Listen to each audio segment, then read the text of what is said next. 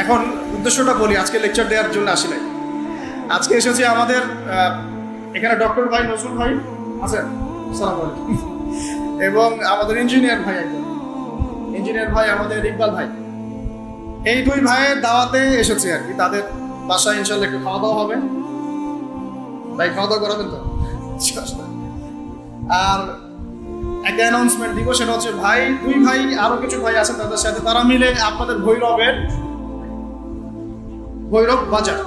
ভৈরব বাজারের যে এলাকা, এখানে একটা দ্বীনি প্রতিষ্ঠান তারা করতে চান। এই জন্য পরামর্শ হিসেবে বা পরামর্শ করার জন্য তারা আমাকে জাস্ট দাওয়াত দিয়েছেন, এর বেশি কিছু। তো ভেবেছিলাম যে জুমার খুতবা ধরতে পারলে কিছু বয়ান করার চেষ্টা করবো ইনশাআল্লাহ।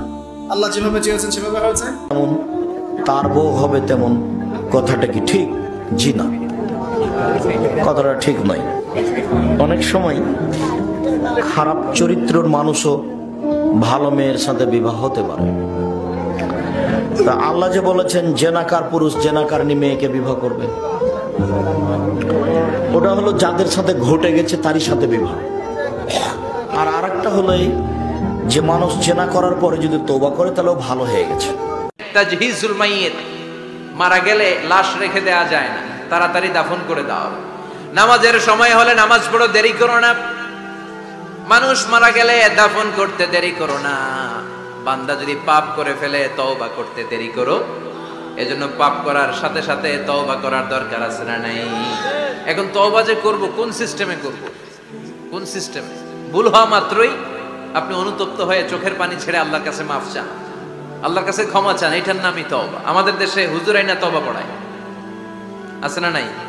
হাফেজ সাহেব হুজুরের নিয়ে তওবা পড়া না, তওবা পড়ানো লাগে না। আপনার নিজের তওবা আপনি নিজেই পড়বেন। আপনি অনুতপ্ত হয়ে চোখের পানি ছেড়ে আপনার আল্লাহরে ডাক দেন, ডাক দেয়া মাত্র তিনি সাড়া দেবে। চিল্লায় বলেন ঠিক কি না?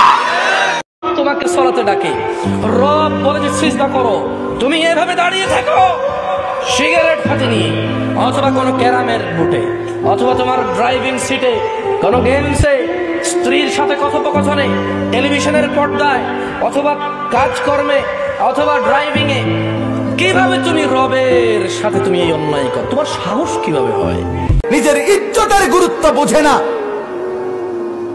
নিজের ইজ্জতের গুরুত্ব বোঝে না, নিজের দেহের মর্যাদা বোঝে না।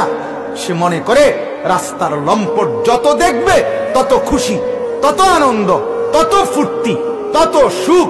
এর দূর যার আত্মমর্যাদা বোধ নাই, আত্ম অনুভূতি যার নাই, নিজের দেহর মর্যাদা যে বোঝে না, যে মেয়েটা সে কি শিখলো, কি বুঝলো? আপনি বলেন, কোনারে ফাড়াইলেন, কি পড়াইলেন, কি পড়াইলেন? বলে যে মাকে মূল্যায়ন করে না, বাবাকে মূল্যায়ন করে না, তার কাছে এক দুষ্ট অসৎ বন্ধু সে প্রিয়।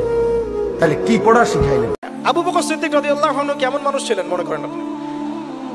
হ্যাঁ, সিক্স প্যাক মনে করেন? রুগ্ন মানুষ ছিলেন, দুর্বল মানুষ। দুর্বল মানে কোন দুর্বল করছি? ফিজিক্যালি দুর্বলের কথা, মানে ফিজিক্যালি তিনি খুব বেশি মানে শক্তিশালী, লম্বা চওড়া এরকম ছিলেন না, ছোটখাটো শুকনা হ্যাংলা পাতলা মানুষ ছিলেন। তো এই মানুষটা বদর যুদ্ধ করেন নাই? কিসের শক্তি দেয়? সামরিক প্রশিক্ষণের শক্তি দেয়? ইমানের শক্তি।